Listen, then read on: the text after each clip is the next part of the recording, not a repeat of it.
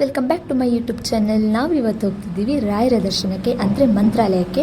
ನಾನು ಮತ್ತು ನನ್ನ ಫ್ರೆಂಡ್ 2 ಇಯರ್ಸಿಂದ ಪ್ಲ್ಯಾನ್ ಮಾಡ್ತಿದ್ವಿ, ಹೋಗ್ಲಿಕ್ಕೆ ಆಗ್ತಿರ್ಲಿಲ್ಲ ಆಯಿತಾ. ಆದರೆ ಈ ಸಲ ಅನ್ಎಕ್ಸ್ಪೆಕ್ಟೆಡ್ ಆಗಿ ಬುಕ್ ಮಾಡಿದ್ವಿ.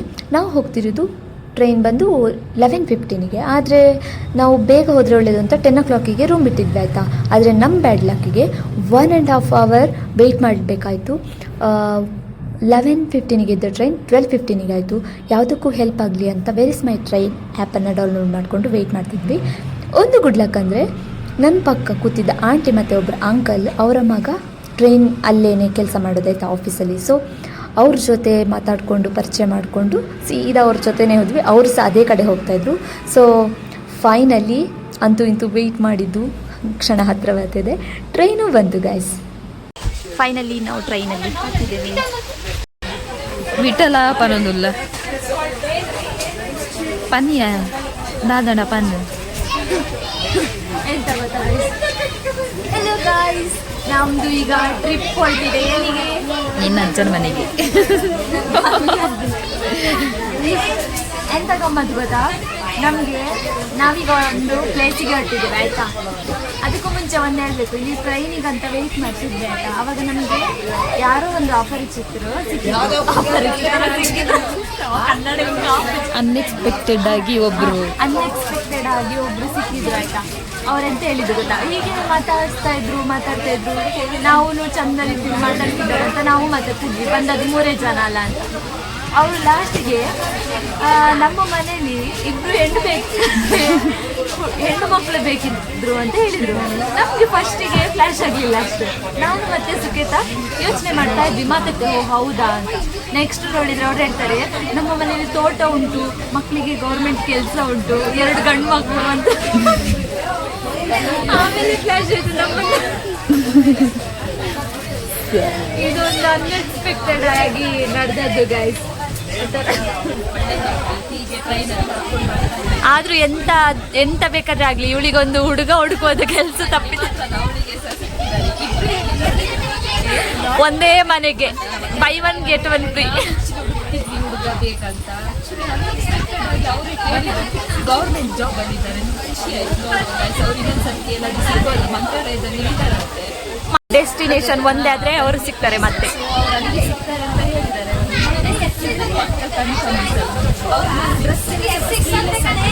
ಹೀಗೆ ನೋಡಿ ಇಂಥವೆಲ್ಲ ಚಳಿ ಆಗ್ತದೆ. ಪಂಡಿನ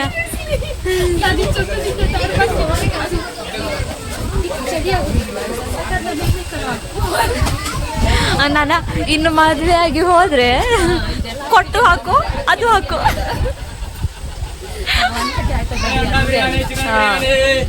ಮತ್ತೆ ಅಂತ ಹೇಳಿದವರು ಸೆಟ್ ಮಾಡಿ ಇಟ್ಕೊಂಡಿದ್ದೀರಾ? ಮನೇಲಿ ನೋಡಿದ್ದು ಸಹ ಆಗುದಿಲ್ಲ, ಓಡಿ ಹೋಗುದು ಸೀದಾ ಇದು ಮಠಕ್ಕೆ. ಅಯ್ಯೋ, ಜಿಮ್ಮಿಗೆ ಪೋಪಿನ್ ಬಂದು ತೋಜಾವ್ತೇಜ ಇದು ಇವಳು ಇದಕ್ಕೆಲ್ಲ ನೆಕ್ಸ್ಟ್ ಇಲ್ಲಿ ಕೆಲಸಕ್ಕೆ ಬರ್ತಾಳೆ. ಅದಕ್ಕಿಂತ ವ್ಯವಸ್ಥೆ ಎಲ್ಲ ಇಲ್ಲಿ ಉಂಟು ಆಯ್ತಾ. ಯಾರು ಕೂತ್ರೆ ಬೀಳೋದಿಲ್ಲ ಅಲ್ಲ. ಫೈನಲಿ 1.5 hour ವೆಯ್ಟ್ ಮಾಡಿದರೂ ಕೂಡ ನಮ್ಮ ಟ್ರೈನ್ ಸಿಕ್ತು. ಸೀಟೆಲ್ಲ ಸೆಟ್ ಮಾಡಿ ಆದಮೇಲೆ ನಾವು ಇವಾಗ ಮಲಗ್ತಿದ್ದೇವೆ. ಗುಡ್ ನೈಟ್, ನಾಳೆ ಸಿಗುವ. So good morning guys. Train late ಆಗಿದ್ರು ಕೂಡ ನಾವು ಬಂದು ರೀಚ್ ಆಗಿರೋ ಟೈಮ್ ಮಾತ್ರ ಕರೆಕ್ಟ್ ಇತ್ತು. ಸೊ ನಾನಂತೂ ತುಂಬ ಎಕ್ಸೈಟ್ ಆಗಿದ್ದೇನೆ. ಆಫ್ಟರ್ ಲಾಂಗ್ ಟೈಮ್, ಅದು ಫಸ್ಟ್ ಆದರೆ ಇಲ್ಲೇ ಹತ್ತಿರ ಬೆಂಗಳೂರು ನಿಯರಲ್ಲೆಲ್ಲ ಸುತ್ತಿದ್ದೆ, ಟೆಂಪಲಿಗೆಲ್ಲ ಹೋಗ್ತಿದ್ವಿ. ಆದರೆ ಫಸ್ಟ್ ಟೈಮ್ ಇಷ್ಟು ದೂರ ಬಂದು ವ್ಲಾಗ್ ಮಾಡ್ತಾಯಿದ್ದೀನಿ. ನನಗೆ ಸಹ ಒಂದು ಖುಷಿ ಉಂಟು ಗೈಸ್. ಸೊ ಫೈನಲಿ ನಾವು ಬಂದು ರೀಚ್ ಆಗಿ ಆಯಿತು. ರೂಮೆಲ್ಲ ಬುಕ್ ಮಾಡಿ ಬಂದಾಯಿತು. ಸೊ ರೆಡಿ ಆಗಬೇಕು ಇನ್ನು.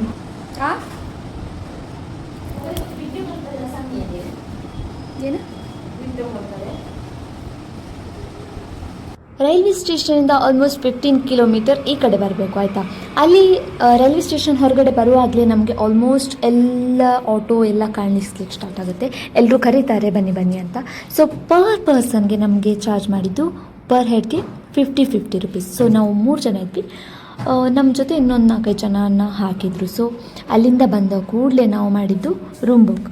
ಅಲ್ಲಿ ಖಾಲಿ ಫ್ರೆಶ್ ಅಪ್ ಆಗೋದಾದರೆ 100ಇಂದ 250 ಈ ಥರ ಎಲ್ಲ ಚಾರ್ಜ್ ಮಾಡ್ತಾರೆ. ಮತ್ತು ನಮಗೆ ಬೇಕಾಗಿದ್ದು ನಮ್ಮದು ಲಗೇಜ್ ತುಂಬ ಎಲ್ಲ ಇತ್ತಲ್ಲ, ಸೊ ನಮಗೆ ಬೇಕಾಗಿದ್ದು 1 ಡೇಗೆ ರೂಮು. ಸೊ ನಾವು ಪೇ ಮಾಡಿದ್ದು 1200, ಹಾಗೆ ಹೀಗೆಲ್ಲ ಮಾತಾಡಿ 1100ಗೆ ಕೊಡ್ತಾ ಅಂತ ಹೇಳಿದರು. ಸೊ ನಮಗೆ ಸಿಕ್ಕಿದ ರೂಮಿನ ಕಂಡೀಷನ್ ಎಲ್ಲ ಚೆನ್ನಾಗಿತ್ತು, ಆದರೆ ಹಾಟ್ ವಾಟರ್ ಸಿಗುತ್ತೆ ಅಂತ ಹೇಳಿದರು, ಸಿಕ್ಕಿರಲಿಲ್ಲ. ಪರವಾಗಿಲ್ಲ, ಫ್ರೆಶ್ ಅಪ್ ಎಲ್ಲ ಆಗಿಬಿಟ್ಟು ನಾವು ಸೀದಾ ಹೋಗಿದ್ದು ರಾಯರ ದರ್ಶನ ಮಾಡುವ ಅಂತ. ಆದರೆ ಸೀರಿಯಸ್ಲಿ ಹೇಳಬೇಕಂದ್ರೆ ಗೈಸ್, ನಾವು ಹೋಗಿದ್ದ ದಿವಸ ತುಂಬ ರಶ್ ಇತ್ತು.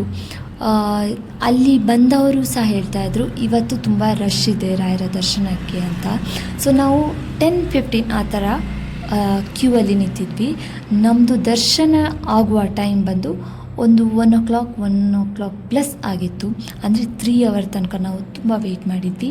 ನಮ್ಮ ದರ್ಶನ ಆಗದ ಕೂಡಲೇ ನಾವು ಸೀದಾ ಹೋಗಿದ್ದು ಊಟದ ಕಡೆಗೆ. ಊಟಕ್ಕೆ ಸಹ ಹಾಗೆ ತುಂಬ ದೊಡ್ಡ ಲೈನ್ ಇತ್ತು ಗೈಸ್, ನಾವು ಎಕ್ಸ್ಪೆಕ್ಟ್ ಸಹ ಮಾಡಿರಲಿಲ್ಲ ಆ ಥರ. ಅಲ್ಲಿಂದ ಸೀದಾ ನಾವು ಬಂದದ್ದು ಪ್ರಸಾದ ತೊಗೊಳ್ಳಿಕ್ಕೆ. ಪ್ರಸಾದ ಎಲ್ಲ ತಗೊಂಡು ಬೇರೆ ಕಡೆ ಎಲ್ಲ ಪ್ಲ್ಯಾನ್ ಇತ್ತು ಹೋಗುವ ಅಂತ, ಪಂಚಮುಖಿ ಆಂಜನೇಯ ಟೆಂಪಲ್ ಮತ್ತು ಇನ್ನೂ 1-2 ಅಲ್ಲಿ ಅನೌನ್ಸ್ ಸಹ ಮಾಡ್ತಾಯಿದ್ರು, ಆಟೋದವರು ಕರೀತಾರೆ ಹೋಗುವ ಅಂತ ಅಂದ್ಕೊಂಡಿದ್ವಿ. ಆದರೆ ಆ ಟೈಮಿಗೆ ಬ್ಯಾಡ್ ಲಕ್ ಏನೋ ಗೊತ್ತಿಲ್ಲ, ಜೋರು ಮಳೆ ಸಹ ಇತ್ತು, ಎಲ್ಲಿ ಹೋಗಬೇಕು ಎಂತ ಗೊತ್ತಿಲ್ಲ. ಆದರೆ ನಮ್ಮದು ಚೆಕ್ಔಟ್ ಇದ್ದಿದ್ದು 6 o'clockಗೆ. ನಮ್ಮ ಬಸ್ ಅಂದರೆ ಈವ್ನಿಂಗ್ ರಿಟರ್ನ್ ಹೋಗಲಿಕ್ಕೆ ಬಸ್ ಬುಕ್ ಮಾಡಿದ್ವಿ. ಬಸ್ ಇದ್ದಿದ್ದು 7 o'clock to 8 ಆ ಥರ ಸಮಥಿಂಗ್ ಇತ್ತು. ಸೊ ನಮಗೆ ಇಲ್ಲಿ ದರ್ಶನ ಎಲ್ಲ ಮುಗಿದು ರೂಮ್ ಹತ್ರ ಹೋಗುವಾಗಲೇ 4:30 ಆ ಥರ ಆಗಿತ್ತು.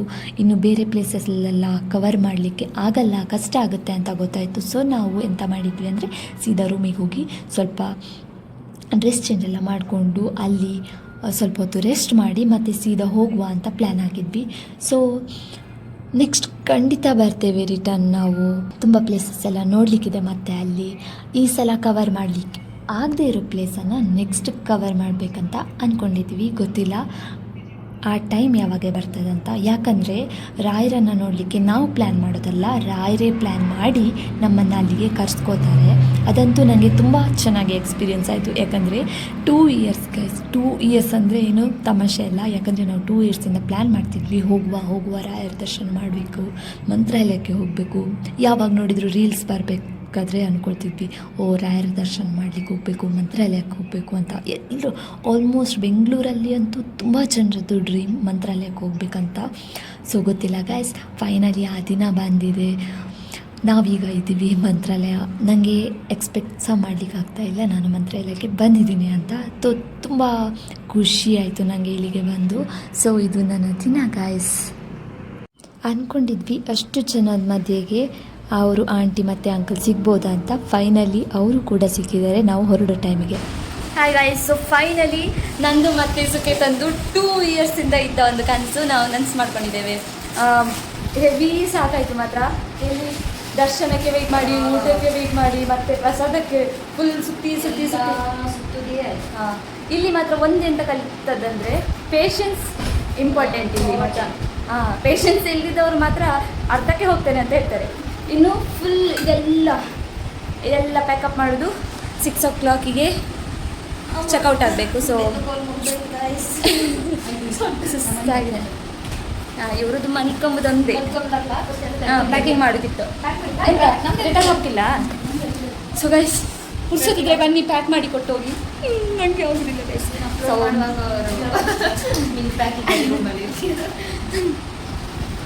ಸೊ ಗೈಸ್ ನೆಕ್ಸ್ಟ್ ಸಿಗುವ ನೆಕ್ಸ್ಟ್ ವೀಕ್ ನೆಕ್ಸ್ಟ್ ವೀಕ್ ನಾವು ಯಾವಾಗಲ್ಲಿ.